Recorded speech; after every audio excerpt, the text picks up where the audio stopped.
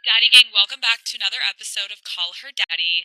Today I am joined by none other than the producer of Call Her Daddy, my best friend, Lauren McMullen. Wow. For anyone that didn't watch my documentary on Hulu, Call Her Alex, one of the reveals in the documentary is that Lauren has been the producer of Call Her Daddy and has been working with me for over 4 years. And a lot of you, actually, most all of you, were shocked. I have never talked about this publicly. We have kept this a secret and we've kept it private. And today we are here to get into why we decided to keep it private, why we never shared it with the world, the reasoning behind it, and also what it's actually like to work with your best friend and the process of Call Her Daddy. We are going to walk you guys through what we do every single week in working together. So, I think we should just get into it. Let's tell them how this came to be. So I think we have to go all the way back to 2020 and the pandemic. And first, again, I think everyone knows this is at this point, but Lauren and I have been childhood best friends since we were about 6 years old. Yeah, second grade. Second grade. So 6 years old, Lauren and I have been best friends. And we have grown up together. We played soccer together. We made movies together. We didn't go to the same high school or college, but we've been best friends our whole lives.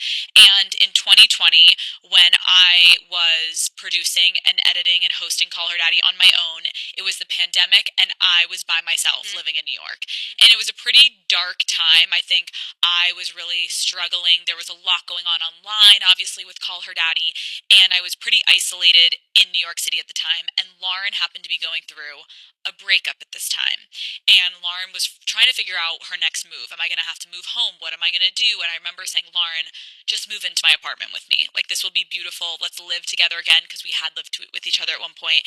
And so you moved in. And at this point, explain to the Daddy Gang what you're doing. Like, I'm hosting this raunchy sex podcast, and you are doing what? So I had just finished Teach for America. So my undergrad degree is in neuroscience. I never intended to be a teacher. I did 2 years of Teach for America, where I taught fifth and eighth grade science in Newark, New Jersey. I did my 2 years, and then I was in grad school at Columbia getting a master's in clinical psychology because I wanted to go on and get a PhD and be a therapist. So when I moved in with you fresh off my breakup, I was in my first year of my master's program, and I was nannying for a crazy family on the side to make money. So then Lauren and I moved to Los Angeles. We decided we were done with New York for a little bit. We wanted to try something different. Lauren wanted to get away. I wanted to get away. I knew it would be better for Call Her Daddy. I would get so many more guests in Los Angeles. So we got on a plane and we headed to LA and we moved into this home together. And then the school I was teaching at had reached out and was like, our neuroscience teacher quit. We can't find anyone who can teach neuroscience. We'll let you teach entirely remote. Can you teach neuroscience to these high schoolers?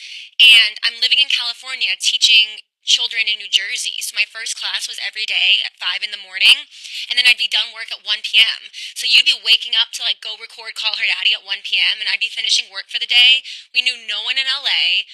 I didn't have a car. It was COVID. It was locked down. There was nothing to do. So I'd be like done work, like, hey Alex, like, what are you doing for Call Her Daddy? Like, Yes. I'll help. I'll watch you. Like, I think this is when we really started to feel like, oh my God, I missed this part of our friendship. Lauren and I, as you guys will watch in the documentary as you watched, we fell in love with two things at a very young age: soccer and making movies and music videos. And that was our genuine passion. And so you getting to come back into that world, I think, was so exciting for both of us because it also kind of rebirthed a part of our relationship that we had lost in a way.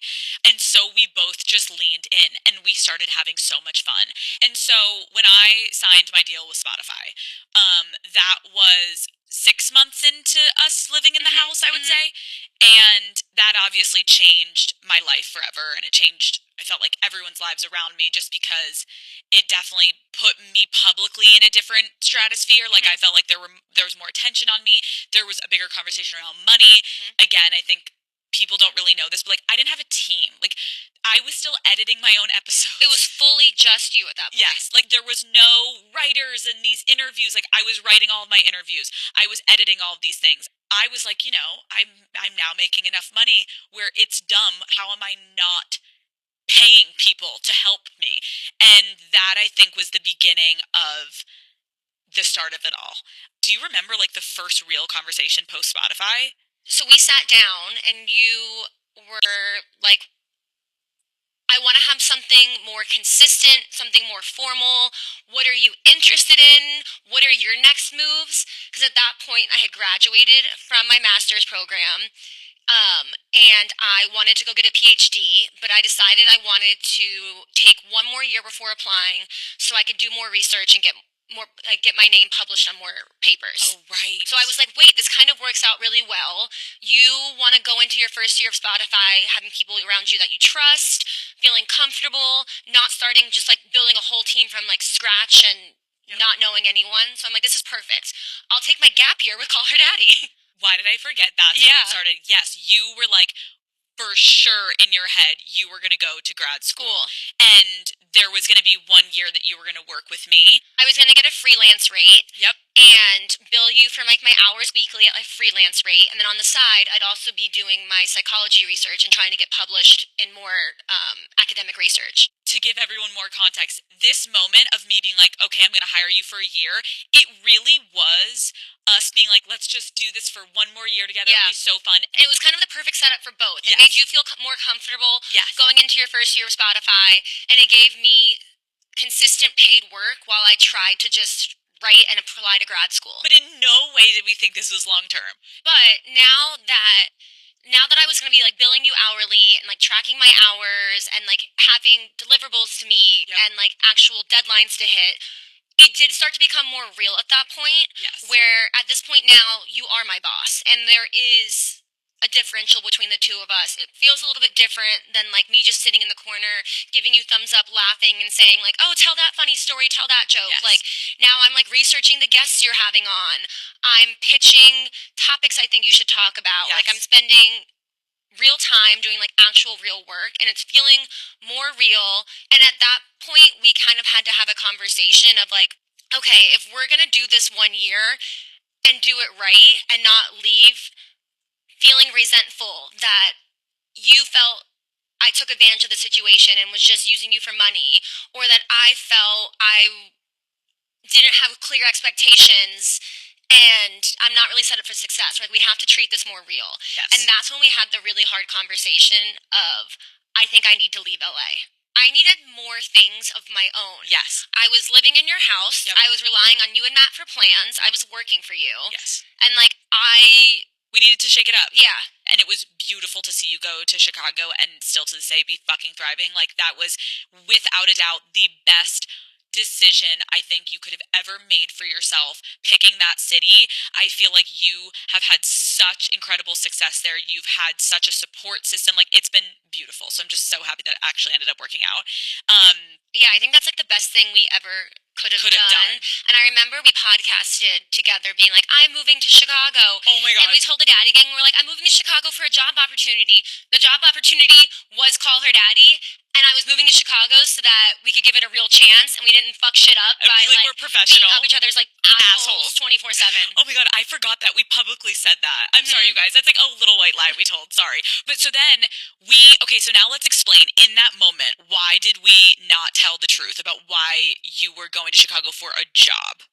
Because at that point, we truly thought it was going to be a 1 year thing. Like, imagine, in my mind, we're really conceptualizing this as like, this is my gap year before I'm going to get a PhD. Yep. And we thought it would just be really confusing to people if we're like, we work together and now we don't. And like, knowing the way that the internet spins things, I think people would immediately be like, oh, they're not working together anymore because Right. shit Alex went down. is not a girl's girl and she ruined Lauren's Yeah, life. look, Alex did it again, kicked Lauren to the curb. No, literally. So, yes. Yeah, Facts. that's what people would say. So, it was very easy. We were like, okay, great. We'll keep this under wraps and love you and come visit all the time. Lauren moves to Chicago. I'm in LA. And the minute she leaves, we just hit the fucking ground running. I think the next big moment was The year mark. the year mark. We were coming up on the year mark, and I'm sitting in LA being like, there was a part of me that felt in my gut, holy shit, I have never had more fun in my life working with someone, and I have never felt at such ease, and we just have the best dynamic. Mm-hmm. And I think I selfishly was like, oh my God, I actually can see it. I can see how this could work long term. But if I put my selfish wants aside and I also put my work aside, if I put on my best friend hat as Alex from Young Alex and you being my best friend, I was like, but what does Lauren want? Because I am living my dream. Mm-hmm. This I am living everything I could have ever wanted. I love my job so much, but does Lauren feel that same way? And is Lauren gonna want to do this full term? And I started to get worried that, I'll be honest, I remember when I look back, I was worried that you understandably, because we've talked about this on the podcast before, like you were enjoying understandably the work, but the money I think was Mm-hmm. so much security for you. I think you were starting to be like, fuck, it's so nice to like comfortably afford my apartment and Mm-hmm. get to do all these things. And so I started Because to, money was a huge stress in my life growing up. yes. And I think I started to worry as your friend, like, fuck, is she feeling this, which is nice, but is she forgetting how much she wanted to go and get this PhD? And is she going to choose this life because of the money, not because she genuinely wants it? And I started to feel a little bit of guilt where I was like, am I pulling Lauren away from her dream? Because I'm living mine. And you said that to me. We had like a really Yes. real and honest conversation at like that year mark. Yeah. And you were like, at this point, I really can't imagine doing this without you. Because you were trying other people. Like we were kind of planning for my departure. So like you were Yes. trying other people, you were interviewing other people, you were having other people come and freelance with you. And It just wasn't the same. because I know you so well. So like I have this insanely unfair advantage. And like I can look at something immediately and be like, Alex would never say that. Alex doesn't agree with that. Oh my gosh, Alex Would doesn't hate that. would hate that. Yeah, you just can't teach that because No. it's just you've been I my know sister you. my whole life. Like so it's like so finally we had a really honest conversation where I voiced all of this to Lauren and I remember just going back and forth being like, as selfish as I want to be, that I want you to know I value you more than you know and I would love you to do this literally until the end of time with me. I need you to be honest with yourself and take time to really think, what do you want? Yeah, you were like, I could never live with myself if we look back in 5 years and I feel like I tore you away from your dream. Yeah. So I went and I talked to my therapist about it for a while. Yeah, wow. We were kind of talking about why did I want to be a therapist? I wanted to be a therapist because what you'll see in the documentary, my dad passed away from suicide when I was in college. He suffered from bipolar disorder for my whole life, and so that's what drew me to that. But more than that, I just wanted to have deep, impactful conversations, and I wanted to help people. And I was talking to my therapist, and I was like, well, if I stay on this show, I will have deep, impactful conversations. And I think I'm going to impact and help more people than I would if I was just a therapist. Like, Alex is reaching millions of people a week. Yeah. That was like, I will never forget. I almost wanted to start crying where Lauren came to me and was like, it just clicked for me. Yeah. Like, there's so much we can do with this show, and there's so much work to be done, and especially you had said like the direction I already feel you pulling it in. The show was changing. Yeah, and it just felt like holy shit, let's do this. Yeah, like it was kind of all like the stars were kind of like aligning in like a weird, beautiful way. And in that moment, we weren't like, let's do this for the next 10 years. It really, again, was kind of like, let's see how this goes. Yeah. Because again, you were so young. We were like, Lauren, if in 2 years you decide you don't want to do this anymore, you can still go get your PhD. Yeah. Like, so I think I was like 27 at this point. yes. So there was time. And again, just for context, Unwell, the company hadn't been started. It was still just me at Spotify. And so we started. Yeah. And I remember offering you, where were we when I offered you your salary? I remember exactly where I was. I was sitting at my kitchen table and I almost fell out of the chair. I literally remember being like, okay, so I'm going to give her like a full-time salary. You're my only employee, basically. So I was like, and I went in and I like pitched you and you were like, Yeah, I'll take it. yeah, for sure, Alex. And We just started. Hmm. And let's talk about how you first started, because I think now being able to say, like, you are the head lead producer of this show. I did not start there. She did not. So when Lauren came in, you really took on the research role. Hmm. So a lot of what Lauren was coming in and helping me do was there's so much information, obviously, about the guests that I will be interviewing. And Lauren was a beast with research, because that literally was. Like my master's degree for clinical psych, I was just cranking out research and cranking out papers. So like Yes. I can research and I can write. And so then talk to people a little bit about like what your first position was and like what you did. So if you had a guest on and the guest had an autobiography, I would read the autobiography, essentially turn it into a book report and present to you and like brief you on the person's life.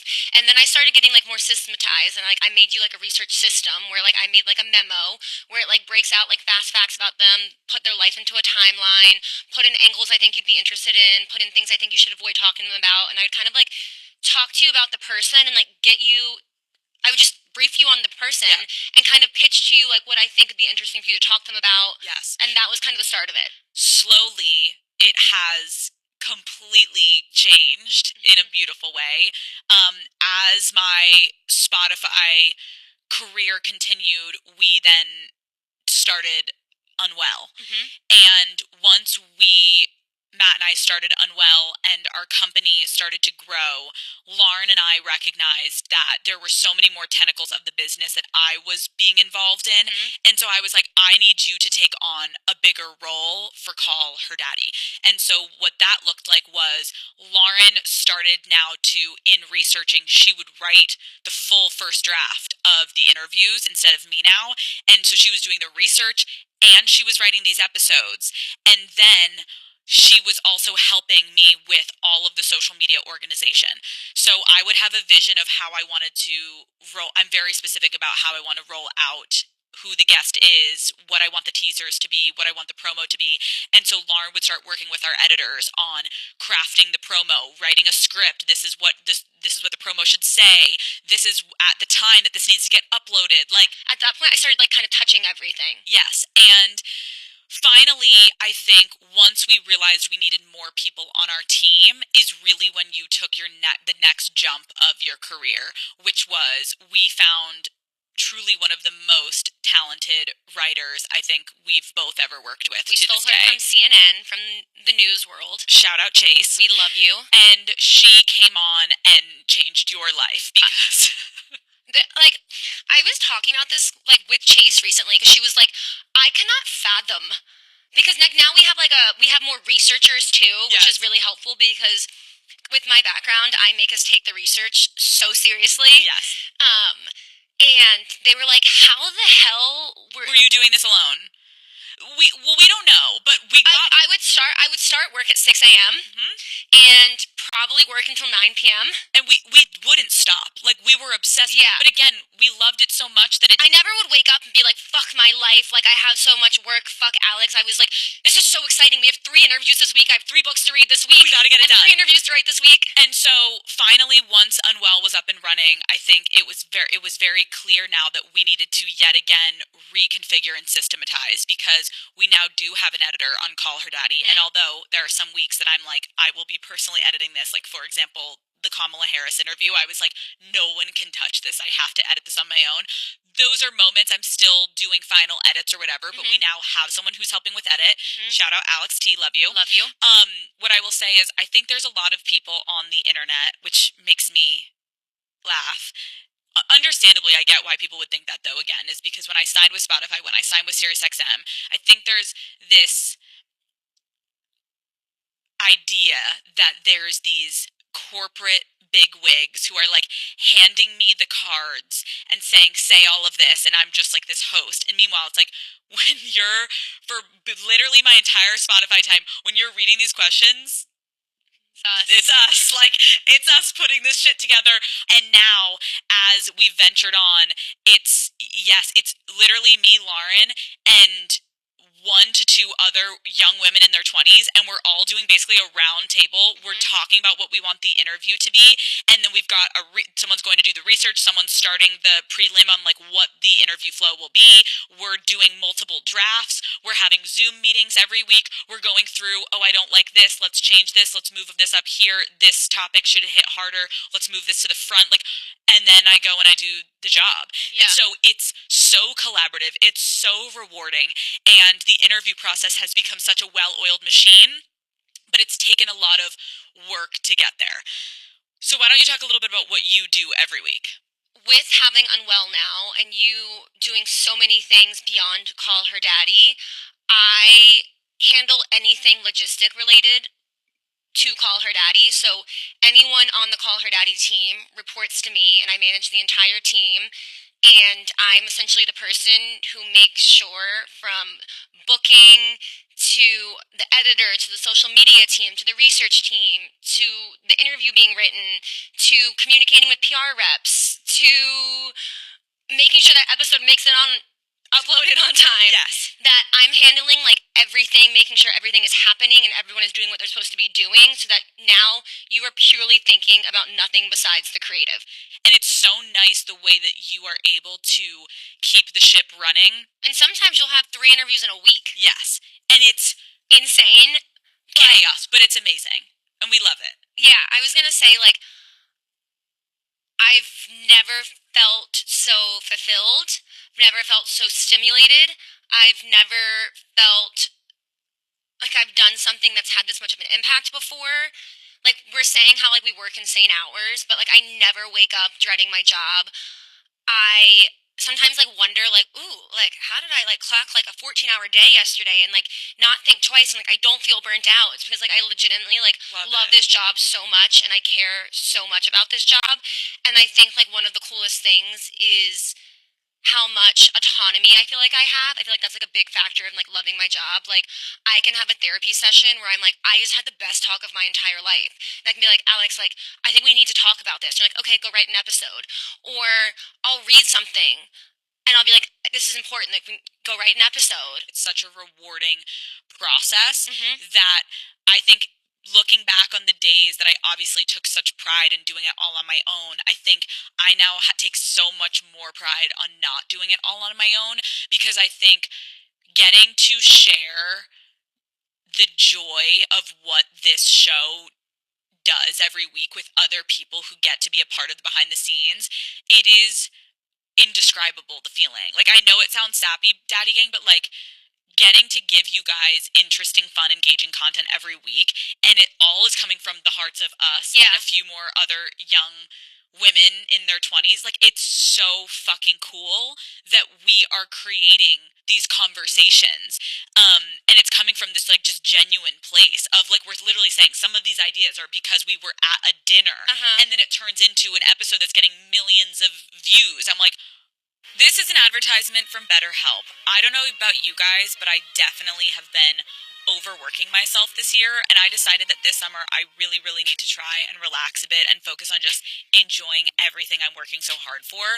So taking some time to prioritize my wellness is truly the only way that I'm able to go back to work and actually give it my all. Workplace stress is now one of the top causes of declining mental health, with 61% of the global workforce experiencing higher than normal stress levels. Work is stressful, but we can all start small with a focus on wellness to help make it more manageable, Daddy Gang. Therapy can help you navigate whatever challenges the workday or any day might bring. So, with over 30,000 therapists worldwide, BetterHelp is the world's largest online therapy platform.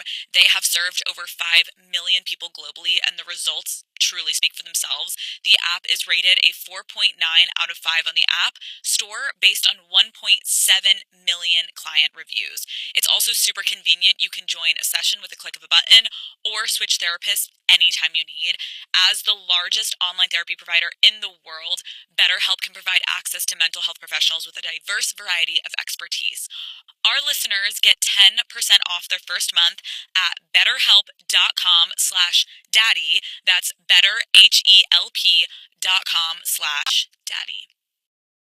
Let's talk also now about, I think, one of the biggest questions that we have gotten online since announcing that Lauren and I work together is how the hell do you guys have a work friendship balance? Because that just seems like it is a disaster waiting to happen. And I completely understand why you would think that. So let us tell you about it.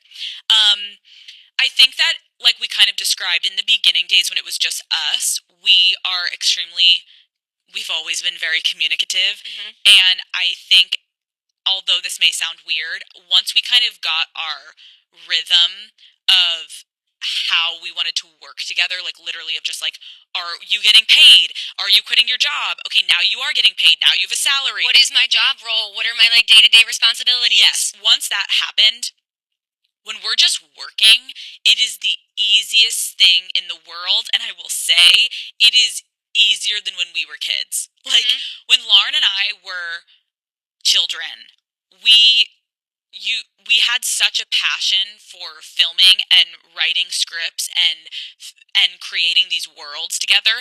And the two of us, like my mom says in the documentary, when the two of us were in a room, it was almost too much. We both were so creative and passionate. Hmm. And so We were staying up until like 3 a.m., like in your dad's closet editing, like as children. and taking it so serious. Hmm. And so when one of us had a vision and the other disagreed, we would butt heads more back then, being like, "No, Lauren, like that won't keep the viewer engaged." And you're like, "But Alex, it looks better if it's like this." We were so much more combative when we were younger. Now it's like it's just seamless. I think something that may sound counterintuitive is I think it's actually easier that there's a hierarchy, and in theory, and we can get into this more in a minute. Yeah. In theory, you are my boss, Right. and I think that does make it easier because at the end of the day, it's your call, and I'll defer to you. It's not like we're like co-hosts, like arguing back and forth of like what we're gonna talk about. And at the end of the day, you're the one saying this shit. Like, I'm not gonna force words out of your mouth. It's your voice and it's your show. And like, I'm here to help push us forward and make us better and guide you and help you, but I'm not gonna tell you your views and beliefs on something. It's a good point. Like I feel like you've always been so respectful of as invested as you are, you know when it's like, okay, but it is your call. And but again, like We we're don't, so and insimpatible yeah, with almost everything. And I never want to get in front of the camera if we haven't talked through something where I'm like, but what do you think about it? And then even if I hear your piece and I disagree with you, I'm gonna speak it out to you. And if you disagree with me, I don't think I've ever gotten on camera with us being in disagreement and being like, oh, well, I'm going to say it anyways, ever no, in my career. And there is, I feel like rarely moments, but there have been moments where the team will say something to me and I'll be like, guys, I totally hear what you're saying, but I'm going to disagree with you guys on this one and I'm going to just go for it. yeah, And that is the beauty of it's my show. I can yeah, do that. But I do think it's very rare that I go against the grain of the team and yeah, it's just when I'm having a feeling. Most of it is when it's like comes to marketing and yeah. social media. I feel like I have this pulse on it that sometimes I just have this feeling and I've got to go with my fucking gut. Yeah, I think another thing is like how we maintain a friendship and a working relationship is during like the work week, we are very professional. Yeah. Like if we get on a Zoom, like we're not shooting the shit on the Zoom. Oh no. If someone like not in our company got on the Zoom, they would have no idea that we're best friends. Like we are very No one would know. yeah, we really save our like catch-ups because our current situation is I come to LA for a full week every month. So that becomes more where we merge the two. Yes. I stay in your house. Mhm. We have dinner every night together. Mhm. We Jacuzzi, hang, we schmooze, yeah, and we are like the minute we'll be like, okay, it's like 6:30. Should we stop working? And they'll be like, immediately we close our laptops, we go in, we watch a show, we drink wine, and we can turn on friend mode immediately. But that is just because I think of the years of repetition. Yeah. Again, when Lauren moved to Chicago, we kind of had also in her send off a conversation of like, our friendship is so solid. We have been friends for basically our whole lives. mhm. Neither of us are worried about our friendship. Let's really pour into this Figuring career. out what is our working dynamic and what is Yes. our working relationship. And to do that, it's really confusing if we're working together during the daytime and you're trying to have the strength, or not even strength, but you're trying to feel comfortable enough to tell me I don't like that or that's not good enough. And then a few hours later, we're shooting the shit about like, do you like this outfit? Like, Yes. that was confusing in the beginning, where we needed to just figure out how do we get comfortable of having working conversations. Yes. And having them side by side with friend conversations was difficult, but now we're like fucking experts. I know, we're so fucking good at it now. Like, we can, if it's 5 minutes before, and I'm like, wait, are you on a Zoom? And Lauren will be like, no, I just got off my last Zoom. I'm like, wait, get on the Zoom link before everyone gets on, because I want to hear about the date last night. And we'll like quickly talk for 5 minutes, and then everyone else on the team gets on, and we're like, hello everyone, and we pretend we didn't talk for 5 minutes, and it's like we can shut it on, shut it off. I think it's also been really important to us because I recognize that as the owner of the company and as the host of the show, like, I can make all these calls, and I think I have such a respect for you and awareness for you that I don't want our dynamic to ever impact the way other people on the team or at the company feel about you. And I think obviously it was easy when it was just the two of us, but now I never wanted you to feel like, oh fuck, I can feel that other employees are like, oh, Lauren just gets special treatment, or Lauren gets to do this because she's Alex's best friend. I think if you asked anyone at our company, they would say, one, without a doubt, Lauren McMullen is the hardest working person at this company. She will do anything and everything to get the job done. You are so brilliant. Everyone respects you. And so I think if there is a moment, yes, of course, where they're like, where does Lauren stay when she comes to LA? Well, of course you're staying in my house, but it doesn't rub anyone the wrong way, because I don't think, one, when we're in the office, we don't speak like we're friends. No. You are the producer of Call Her Daddy. Like, people will hear me on Zooms being like, Lauren, that doesn't look good enough. Can you please, like, circle back with the team? I need, like, three. Go fix this and like make it better and come back. Yeah. I think I can say the reason you and I have had such a successful outcome in working together is because this isn't a friendship. It's, you are my sister, like, Yeah. truly. Like, again, in the documentary, you see, like, the ties that our families have, the relationship basically from fucking diapers Yeah. together. Like, this isn't something that if we get in a fight, then you're just out of my life or I'm out of your life. Like, we are together forever. And I think it has allowed us to lean into the professional aspect in a way that we have such unwavering respect for each other, that nothing could come between that. Because when it has, and when we've had issues, it is immediate. We're on the phone or we're in person, we're like, let's work through this. And it has been pretty seamless. Yeah. And I can imagine a lot of people on the internet being like, how I mean, of course I have like the looming cloud of the one really public fallout with a woman, and I feel like that has obviously tainted a lot of people's opinion of me. As a friend? Yeah, as a friend, even though that's the only friendship people publicly saw Of yours? Of mine, that they thought they knew the whole story, understandably, because we did a incredible job of what our job was, and it was marketing this friendship. But I think it's just hard, because I can understand people would try to compare the two almost in like, Alex, how did you not learn your lesson of working Yeah. with friends? And I'm like, it's just so different. I think that's difficult for me to sit back and watch and read. And I'm assuming there'll probably be those type of comments when this comes out, Yeah. like, "Oh, how'd you not learn your lesson? It's gonna happen again." And like like we were saying, like, I've known you for 25 years.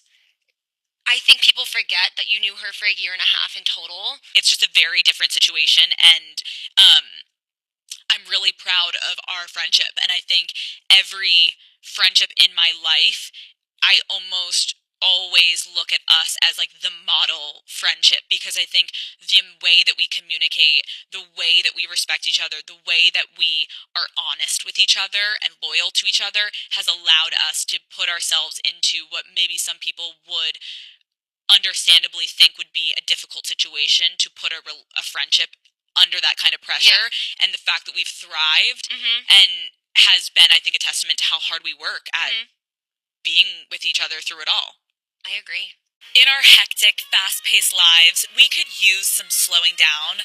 Haagen-Dazs is made to be savored and enjoyed slowly. Introducing new Haagen-Dazs Belgian waffle cones, a completely new experience that's worth slowing down for. Daddy Gang, you've never had cones like this before, okay? They'll take crunch to a whole new level. Each crispy waffle cone is filled with the velvety smooth ice cream that Haagen-Dazs is known and loved for. Then it's finished with delicious toppings and a decadent bite of sauce waiting for you at the bottom of the cone, okay? Haagen-Dazs Belgian waffle cones come in four delicious flavors: vanilla salted caramel, summer berry, triple chocolate fudge, and toasted almond fudge. Boom. Sign me up. You guys know that I have the most hectic days at the office, so when I get home, I love to grab a little treat, toss my phone away, and take a minute to myself.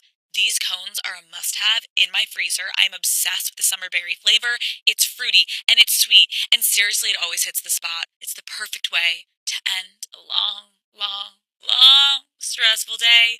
Ice cream just always hits the spot for me, and these Haagen-Dazs cones are truly the perfect treat. Savor your moment of slow with new Haagen-Dazs Belgian waffle cones available at retailers nationwide.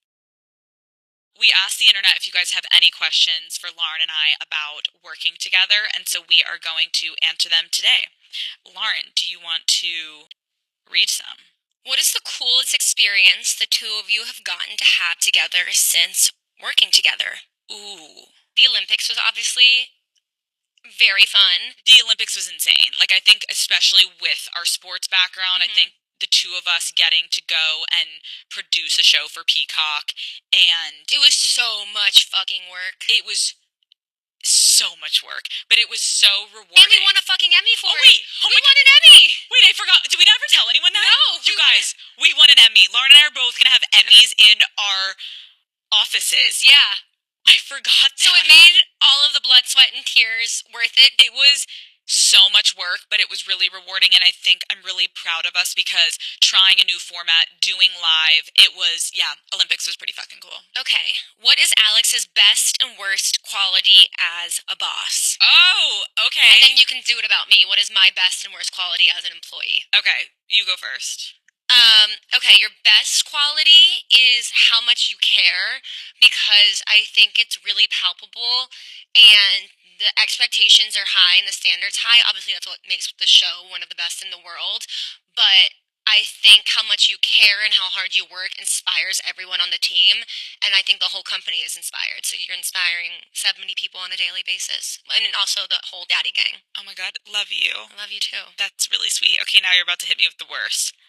Your worst quality is your fucking typing skills. I fucking knew you were gonna say that.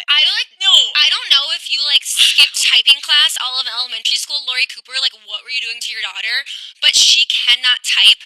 No, I purposely changed the settings on Google Docs so that she can't get in and access them because she'll fuck them up. I'll make a chart or a diagram.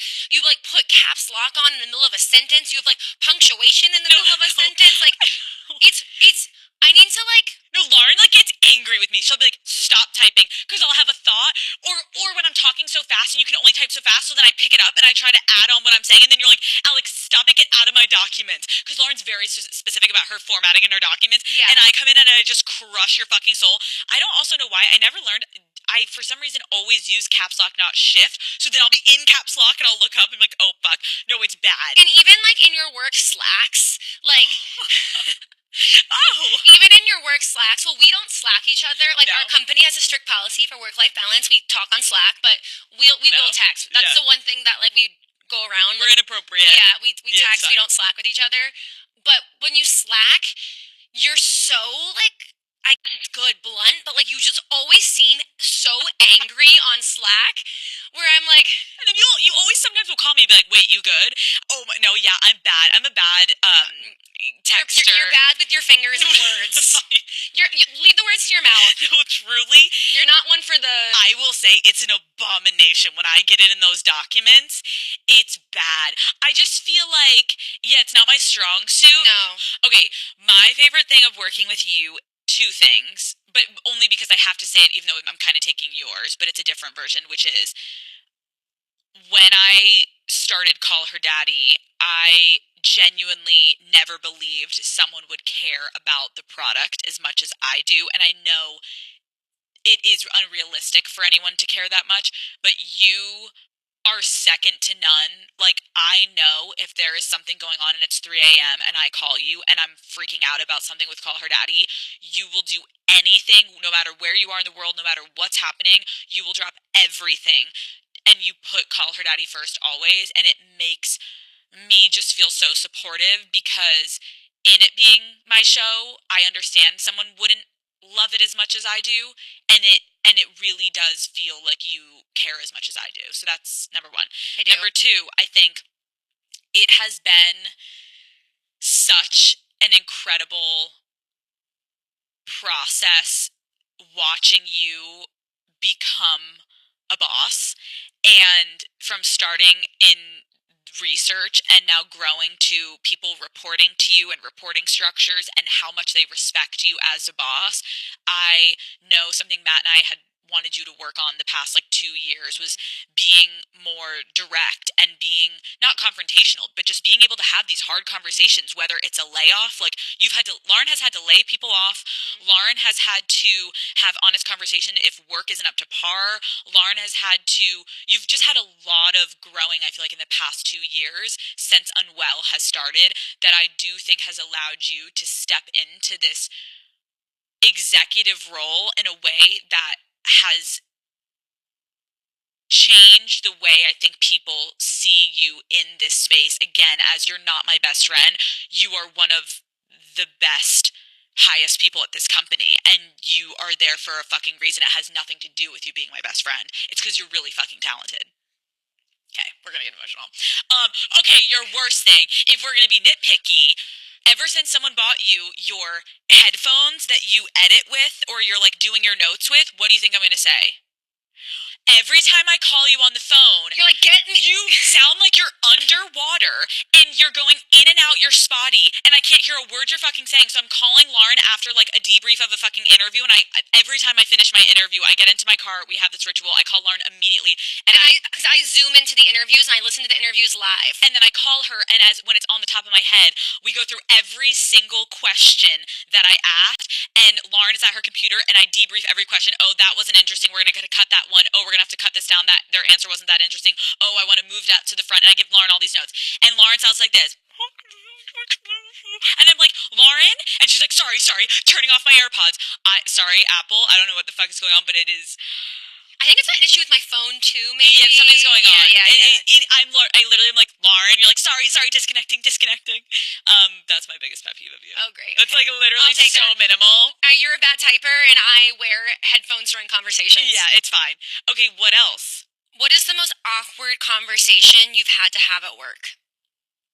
Oh, I know this. The most awkward conversation the two of us have had to have at work? Yeah, I know this. Okay, go ahead. So back, like we were saying, when it was just the two of us, I asked you for a performance review. Why did I forget about this? Because I blacked it out? Yeah. Because I fucking blacked it out? You were like, I don't really, like, we don't need to do. I'm like, no, like, I need to, like, know, like, what are, like, my next steps to grow and how I'm doing, and, like, we need to have an honest conversation about things I need to grow on and how you feel about me and the company. And for context, when she says company, this is before Unwell has started, before we have 70, 80 people working at this company. So it's me and Lauren's like, let's sit down for a review. And I'm like, sure, let me pour myself a coffee, even though we talk every minute of the day. And I was like, Lauren, I don't know if I can do a performance review. And she was like, just try. You guys, I wish we would have fucking recorded this Zoom. We both show up with notes that we both wrote. And yours are probably disgusting. No, fuck you. And you can tell we're both reading off of our notes. Because Lauren's like, I'm going to advocate for myself now and pitch as to why I deserve a raise. And I'm literally sitting there and be like, okay, go ahead. And you can tell Lauren's like reading off of her computer. And then here's my growth, here are my strengths. And we're both dying laughing. You're like, no, stop, we need it. One of the questions is her name Lauren or Laren? Her name is Lauren, but her nickname is Laren. Because my mom was so southern. She'd be like, Laren! What's one thing you didn't know about each other until working together? That's hard.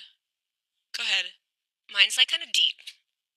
When you're good friends with someone, like obviously you celebrate their successes and you know their accomplishments, and like you or like I did this at work today and I accomplished that. But like when you get to like see it and witness it on a day-to-day level, it's like a whole different experience. And like I obviously knew you were creative and I knew you were smart, but like you're like brilliant and you're like a genius and like I am constantly in all of you and I'm just like, damn, how'd she think of that? Lauren, you're literally gonna make me cry. Thank you. No, I feel the same way about you. I think working with you, I always knew you were so smart, and obviously, like, we in living together when you were more in the academic field, I was always just so inspired, but it's hard tangibly to be like, I'm not in that field. I don't know what a research paper is supposed to sound like or look like. Yeah. And I always knew you were so brilliant. And we always talked about that, like how you just took after your dad in that way. Like he was so fucking bright. It was like inspiring to be in rooms with him. And I feel that way about you. Like, and now getting to work with you, the way that you are so good at multitasking and yet giving somehow 100% to every multitask at the same time. Like you juggle so many things at once and you're so eloquent and calm, and I don't know, it's just really fun to watch something that wasn't like your natural thing that you wanted to do in your life become something that you are beyond talented in. It is really cool to see you take it on and conquer it and make it look like you went to fucking school for this shit. So, I don't know, it's just really cool to watch each other grow. And like I think that was a moment where so when the premiere of the documentary happened, um I think Lauren and I were just so, but we were both just so emotional because, again, this is a documentary, yes, about the rise of Color Daddy in my life, and then you are a huge part of it. But I think a lot of that documentary was so full circle for us because of how long we've been doing this together.